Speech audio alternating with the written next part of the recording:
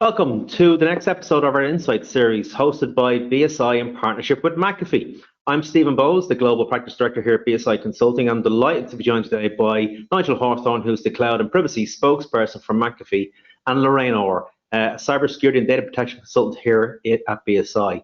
In today's podcast, what we're going to talk about is the blurred lines of remote working and also the shadow IT element of it, which is obviously quite topical at the moment.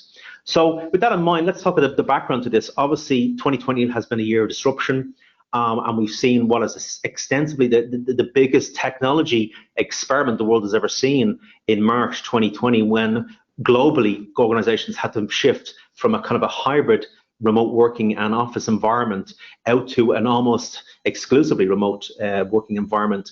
And Stanford University research had a look at this in terms of capturing this.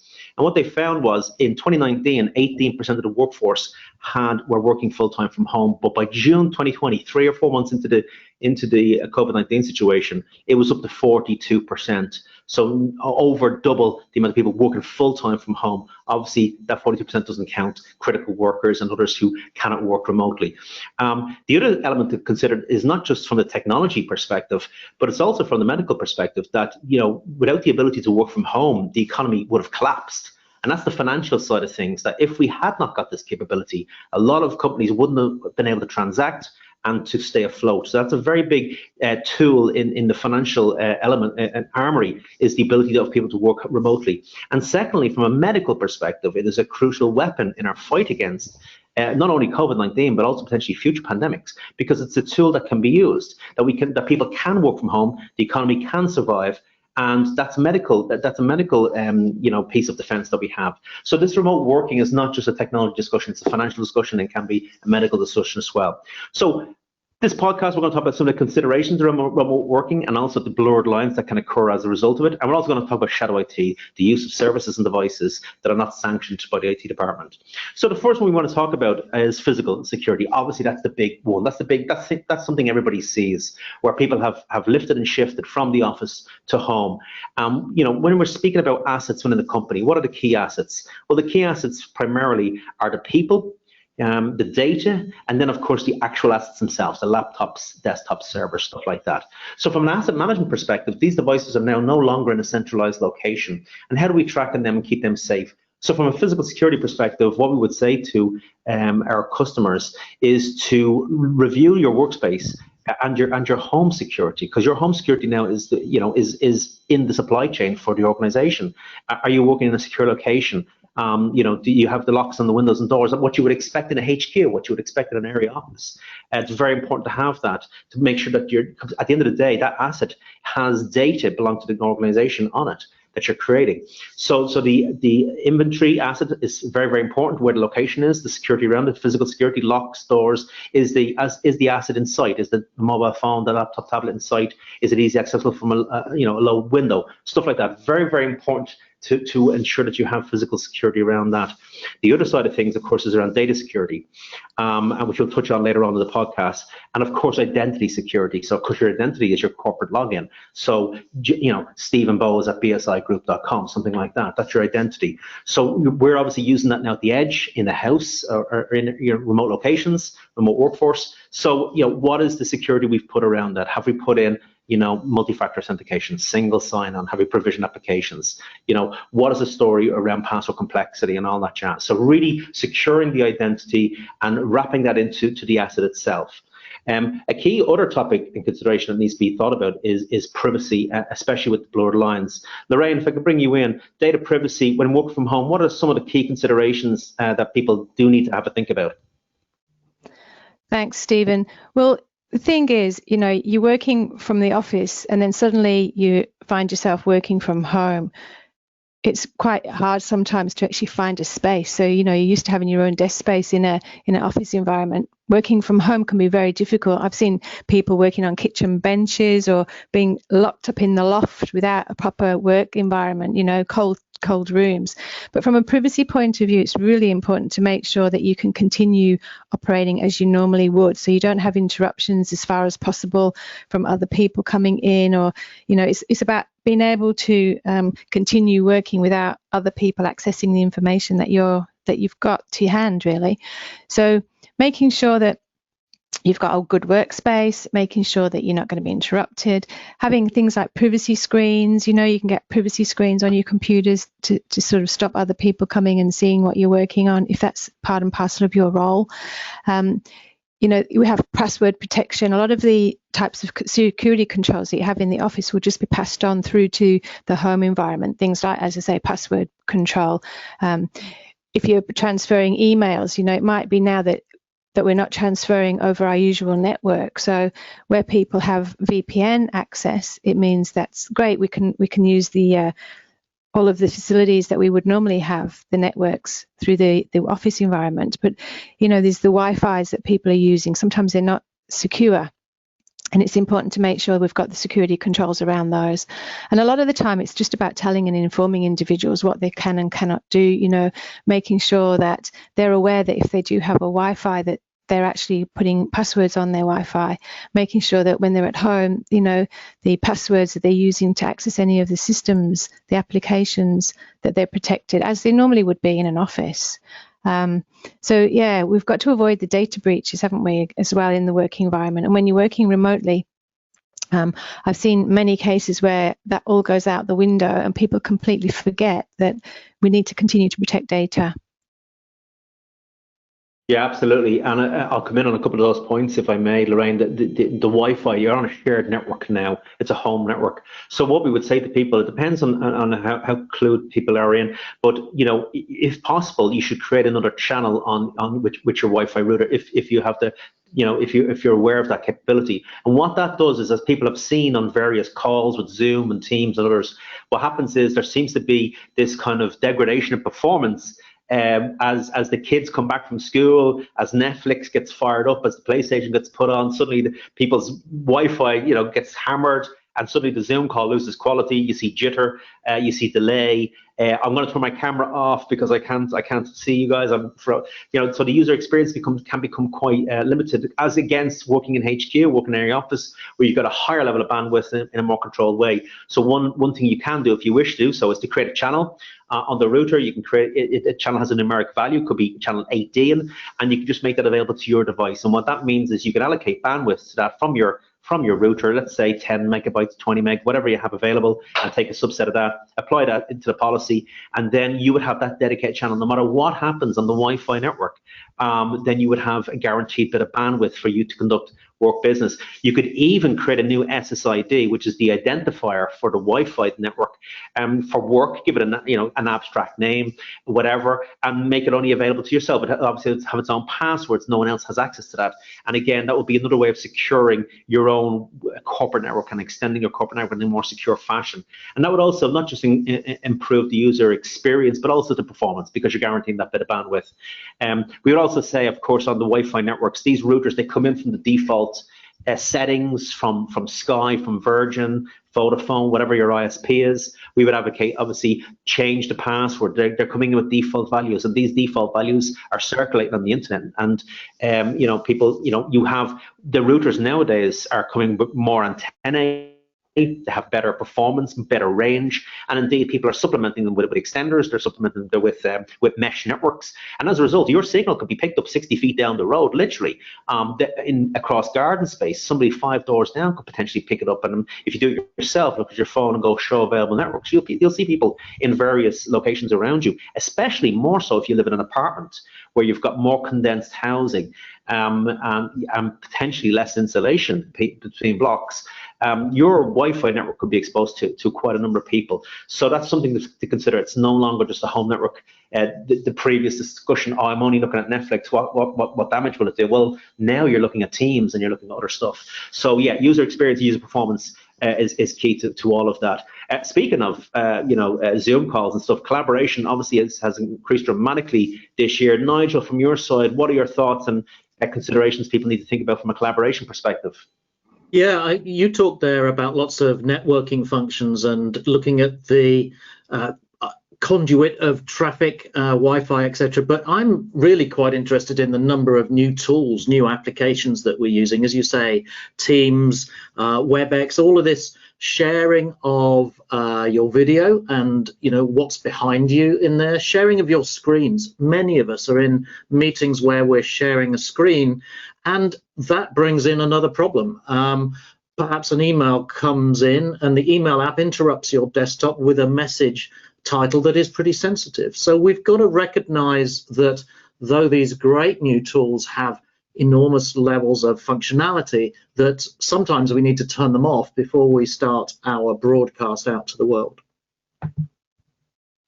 Absolutely. And speaking of that, I mean, what you're talking about there, it ties nicely into the next topic, which is data security. So with the people now living and working remotely, we think data is very, very important. At the end of the day, endpoint devices are the basis upon which all data is created and edited. If you think of any data that you create, whether it be a Word doc, amending an email, replying to an email, whatever it is, it all occurs in the endpoint. You form your document. Of course, what do you do then? You save it somewhere. You save it to a shared drive, either in the cloud or on-prem, or you send an email, whatever it is. But the content is being created in the asset. So there's a copy in the asset, which is why, of course, digital forensic acquisitions are so successful at retrieving images and artifacts and documents, because they're saved in various locations in the operating system, in temporary locations, saved in memory, and so on. So data security is very important. So the two areas we would say to people to really think hard about is data encryption and endpoint protection. So obviously data encryption is exactly that, encrypting the hard drive, making sure that if that asset does fall into the wrong hands, someone does opens the window, walks in the back door while you're being distracted at the front door, or vice versa, and they make off with the asset. When they open up the asset, they get presented with an encryption prompt. At the end of the day, they're doing it for money. They're not, 9 times out of 10, they're probably not worried about your data. That the primary aim will be a monetary aim. But of course, other people further up the food chain in terms of the criminal network can see the value not just in the asset of a ThinkPad or a Dell device, but also in terms of actually what data is on that. And we've seen that time and again, various data breaches where people have left laptops in the back seats of cars, windows getting broken, the assets taken. No one knew that was a health service executive or a law enforcement or whatever, but that came to light afterwards. But data encryption, very important. One of the key challenges of data encryption, of course, is the management of it remotely. And as anybody who has worked with BitLocker, which is a Microsoft encryption methodology, or indeed using open source like VeraCrypt and other commercial tools, the difficulty is, of course, if that password is forgotten, if there's an issue with the key, then the asset has to go back to HQ, and the IT guys have to get their hands on it. There's no other way to retrieve. So it can be quite challenging. And the other point is obviously endpoint protection. And I call that out in actually 2 ways. One is the traditional way, which is what we think about anti-malware, antivirus, and of making sure that the updates are getting applied to that. So we would say to people, with your endpoint protection, make sure, if you can, have a cloud-based, because that way you can reach all endpoints. Otherwise, you're building in a dependency into having a VPN connection back to the office to sync. And not everybody will establish a VPN connection on a regular basis if they don't have a need to do so, and therefore devices can get out of sync quite quickly. So operating system updates, antivirus, anti-malware updates, and then also finally you should consider data protection. You should consider, how do you protect the data on these endpoints? Is it valuable to you? If it is, it should be protected. There should be some form of backup program in place protecting that data. And if there's an issue with the laptop, not just loss, but also if it's malwared, if it's corrupted, system failure, hardware failure on the board. If you have that data backed up, what you can do is you can provision a blank laptop, apply the image from the HQ, ship it out to the relevant person, and then using the backup software, authenticate say you are, and then restore from the previous last known good. And that gives a far better user experience than somebody who has their documents populated, their desktop populated, etc., than somebody just getting a blank vanilla laptop from HQ. So these are some of the key considerations, and that will improve not just the protection, as we say, protection for the individual and the organization, but also improve the user experience and minimize the downtime, especially depending on what that function that person has. They could be billable, they could be a consultant, they could be being charged per hour, and any loss of time there has a really negative impact on the books, apart from the asset loss itself. So moving on from data security, I mean, policy management. Look, a remote workforce, they're going out there, they're on the ends of VPNs or cloud. Policies, Lorraine, from your side, policy management, very important. What are some of the key policies and details that should be considered in this new remote working environment? Right, well, people factor is really important, and this is where the policy side comes in, as well as obviously the training and awareness aspect. But many companies have actually got policies that they then use for individuals when they're out in the field, or as we say, remote working. Things like acceptable use policy, what you can and can't do with your devices. And that's fine and dandy when you're using works equipment or devices, but when suddenly you've got the ability to use your own, maybe log on to the works email via your own device, then some of these security controls and data protection controls actually are not then put into place. So the acceptable use is really important. It's almost like a training and a guidance, isn't it, for individuals? Let them know what they can do, what they can't do. Are they allowed to use some social media sites or tools, for example, WhatsApp, in order to communicate information between their work colleagues? Were they allowed to use it in the office environment? Does that now allow them to use it in the home environment? So being very careful and detailed as to what individuals are expected and what is expected of individuals, I think is really important from a privacy point of view. When it comes to other policies, you've got bring your own device policy, which now it's questioned as to whether or not we should be moving in that direction. But again, I work with many organisations that have suddenly been enforced individuals out to the home environment, not necessarily having the equipment available, and therefore having to allow them to use their own devices without proper policy set up. And this has caused all sorts of issues because there's no petitioning between the work information and the private information. People have been concerned that, you try and get them to download an app to, partition between the two environments. But what happens there? Am I being monitored? Can you then delete all my photos off my phone or off my device that I'm using? There's all sorts of questions. So when it comes to the policies, as I say, the important aspect is to remember that an individual will only do as much as they're told, and we can't expect them to do much more. Not everyone has common sense, so we can't rely on common sense. Now, some really good points there, and two of them that really stuck out there is you mentioned briefly security awareness training. Look, the bottom line is when you this is about mindset. And when people walk into a building, into an area office or HQ, whatever it is, they go through probably some physical checks, probably some swipe cards, sign in, whatever it is, procedures they have in the desk in the area. They make their way to the desk. They've got colleagues left, right, front, and back. There's IT departments, other stuff. There's a mindset there. So when they are opening up emails and when they are, navigating their way through web pages and stuff, there's a mindset in there, and there's a policy in place, as you say, an awareness policy. And there's training. There should be training involved and some simulation exercise. And what happens is, if they do make a mistake, whereby they've clicked on a link or they've opened the email, they see something happen. Of course, 9 times out of 10 people will report it. Will be spotted. Somebody will see a reaction. What's happened? To show me. Oh, we better ring IT. Whatever it is. However, when you're working from home, and the difference between that situation and where you simply get out of bed, get washed, have some breakfast, and open up your laptop, and away you go to do work. That's the new norm, effectively, to some degree. There could be a different mindset, and people could be clicking on links and not telling anybody. There's nobody beside them to say you shouldn't have done that or show me this or whatever. And what can happen is that links can go clicked and not breaches, but just malware can be downloaded. And IT will find out after the fact. They'll find out further on down the kill chain. So from a mindset perspective, I think it's very important for organizations to communicate with employees that where you're working at home is your work environment, and you must adopt an office mindset at home, even though you're not physically in the office. So I think that's very important. I think the other piece you mentioned there, WhatsApp. So yeah, communications channels, and of course WhatsApp is encrypted end to end.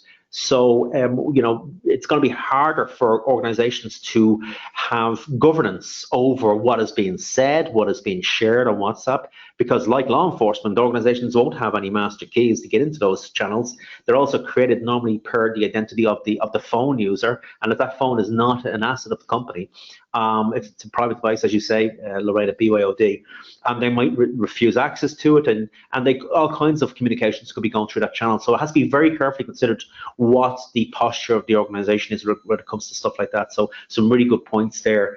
And just to finish off on this section, what we'll say, of course, that exception management is perfectly fine. When you're using technology, it's perfectly fine to put some exceptions in place for specific users and for specific applications. I've dealt with companies, for example, that have dealt with in the legal profession, they have to access the law library in New York, for example, and this is for specific legal texts that are available for matters in courts of law. And so therefore the restrictions there is around having a specific IP address, which has to be whitelisted to gain access to the New York library.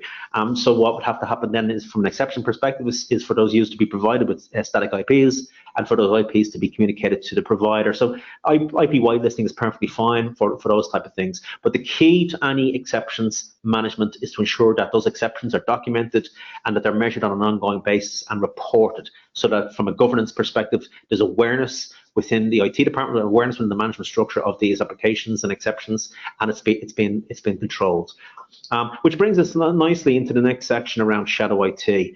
Nigel, probably best placed to do this. What's the definition of shadow IT for our organizations, and what are some of the key elements that make up the world of shadow IT? Yeah, well, shadow IT, as far as I'm concerned, is any time that either an individual or a group are using technology that hasn't been actively sanctioned by the corporation. So it could be software, it could be cloud services, it could be BYOD. For instance, I've got next to me a corporate laptop, but my own personal phone. And what we need to do is look at these things before they occur. So actually, some of the things you were talking about, exception management, etc., it's no good doing it after the fact. But yeah, what is your stance on WhatsApp? What is your stance on people accessing services that haven't been approved? Because it's not always bad. Often the reason people have chosen to use these shadow services is because they're innovative, because they are something that can improve the productivity of the individual or the group. Yeah, absolutely. And you are correct. What are some of the key questions that need to be posed within the various governance sections in the organization? So exactly what cloud service are you using? Can you quantify that? Do you know what they are? And do you know what their functionality is? Or people will circumvent controls that are in place if that means they can get the job done, if they can make things work. We've seen it time and again, Nigel. We've seen it with file sharing. We've seen it with creation of PDFs, and not just PDFs, but also just converting documents from one type to the other, depending on what the client wants, etc. The other key consideration, I might get Lorraine's thoughts on this one, is about where is your data, especially if you're using cloud services. Lorraine, what are your thoughts on that around geolocation and jurisdiction? Yeah, so this again comes down to monitoring, doesn't it?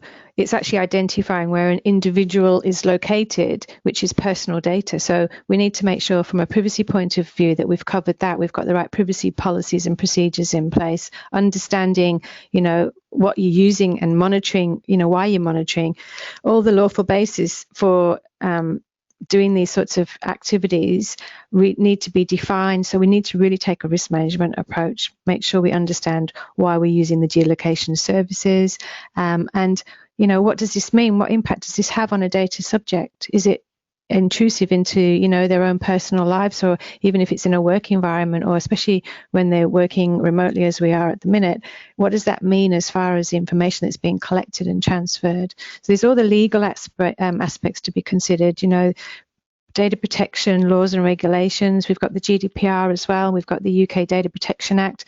There's lots of requirements and ways to manage what we're doing as far as the privacy aspects of individuals. Yeah, and from a cloud perspective, Nigel, I mean, not every cloud service is the same. Different cloud services have different, I suppose, risk ratings or profiles. Like, what are some of the key considerations our customers need to think about when they're looking to adopt a cloud service? Absolutely. Let me come at it from two ways. There's whether the service itself is high risk, and separately, whether how it's being used is a risk. So there are systems that will give you all sorts of details on the services themselves. So do they encrypt data in transit? Do they encrypt data at rest? Where's the data stored? What are their terms and conditions? Who owns the intellectual property? You might be surprised to find there's quite a lot of cloud services that say that they own the intellectual property that you might upload to them. So there's those fundamental questions, and I think with the answers to those, you can start making a policy based on, is that service allowed to be used at all? The second question is whether a service could potentially be used in a dangerous manner. So let's think that the service itself is considered okay from all of those attributes, but then it's how it's used by individuals. And let me give you an example of a service that a group that I'm in uses. We use a service that allows us to allocate tasks to different people, add multiple people to a task, add attachments to those tasks, put them in priority order, etc. But we can also invite external people to be part of that task management system. And is that okay? Is that all right if all of a sudden somebody was to add in an attachment to one of the tasks that then can be seen outside? So I think what we need to do is recognize, as Lorraine said, that we need to educate users about what's okay and what isn't. And we do really need to look at all the services that people might be using and help them work out how to use them safely. You know, even a safe car can be driven dangerously, and even a well-defined secure cloud service can unfortunately be a conduit for data loss if people don't understand how they should use it and how they shouldn't. That's some good points there, absolutely, 100%. And yeah, look, the bottom line is the governance is extended to the cloud. The governance that you would put over on-premise and infrastructure, data center infrastructure, has to be extended to the cloud. So you need to understand and read the T's and C's of your cloud service. Specifically, I'll call out when it comes to resilience around your data. You know, a lot of the cloud services have high levels of resilience when it comes to the standard infrastructural side of things in terms of power, networking, etc., redundancy of disks and whatnot, but they don't have such high levels of resilience when it comes to the actual data and it comes to backing up the data and time slicing. It should be noted as well when you're adopting a cloud service, and irrespective of if it's software as a service like Office 365, Salesforce, stuff like that, or if it's platform as a service whereby you look after the application and you look after the database, or if it's infrastructure as a service where you're just given bare metal. No matter what service offering that you deploy within your organization, from a shared responsibility perspective, you are responsible for the data. End of story. So even if you're using a SaaS system, the highest level where everything is provided to you by the provider, like Microsoft Office 365, you populate Office 365 with data. It's your responsibility as to how it's backed up and what your requirements are in that space, whether they be minimal in terms of just backing up for production purposes. So in the event that you delete data, you can restore and get back up and running. Or if it's more wider than that, if it's regulatory requirements, if you have a requirement to back up for a certain length of time for financial, pharmaceutical, or otherwise medical. So data resilience, very, very important. So look, just to summarize up the guts of the call here in terms of some of the considerations people should be looking at, please do ensure your devices are patched and think of every device in the chain, from the router to your laptop, your phone, your mobile. Make sure that the highest level of patching, just to offset the potential risk that people will exploit vulnerabilities from an operating system and application perspective. Make sure that there's strong security awareness in your house. In terms of not just the standard stuff like Wi-Fi networks and passwords and stuff like that, but also in terms of obviously adopting an Office posture and awareness in your home environment. So hover over your links, make sure you're happy with the root domain name, make sure that if you're navigating websites, they have a secure padlock symbol so that the network is secured, the link between the browser and the server is secured. Make sure the site content is valid, especially when it comes to payments. And report any suspicious activity to your IT team. If you do make a mistake, if you do click on something and you get a black screen and it pops back and it's minimal and you're saying to yourself, did I see that or not? Make the IT team aware of it. Let them know about it. They can track logs. They can segment networks. They can do all kinds of stuff to mitigate the issues. Maximize your identity security. If you have the capability to use single sign-on, password managers, long passwords, multi-factor authentication, please do take it up. Your IT department may very well be designating it and looking after that, but do make sure that you adhere to those ones. And certainly, as Lorraine said, do not reuse passwords on multiple platforms. Of course, because once one platform is done, then that can propagate and make things a lot worse. The blurred lines that Lorraine alluded to around personal activity on personal devices and you've got work devices, now you're doing personal stuff on work devices and vice versa. You need to unblur the lines. You need to clear that out, if at all possible. The rule would say, look, try to avoid doing public stuff on your private device. So if you have some private stuff that you're doing, try not to do it on your work laptop, because unlike at home on your personal device, you are subject to policies, as Lorraine says, especially around acceptable use, and you may breach those policies and may not notice it, but it may be noticed by the IT department, and you may find out after the fact in a certain format. So something to be aware of. And make sure that your security awareness is at the highest levels it can be, because you are an extension to your organization. You do represent your company in your remote location. So that these are all key considerations. So look, Nigel, Lorraine, I want to say my sincere thanks to you for joining me today. We look forward to welcoming you back for future episodes. To our listeners, we hope you've enjoyed our Insight series on privacy, compliance, and the cloud. And many thanks for joining us. In our next installment, we'll have a special episode discussing online shopping, security considerations, especially in light of the upcoming Black Friday and Cyber Monday events. We hope you can join us then. Thanks very much.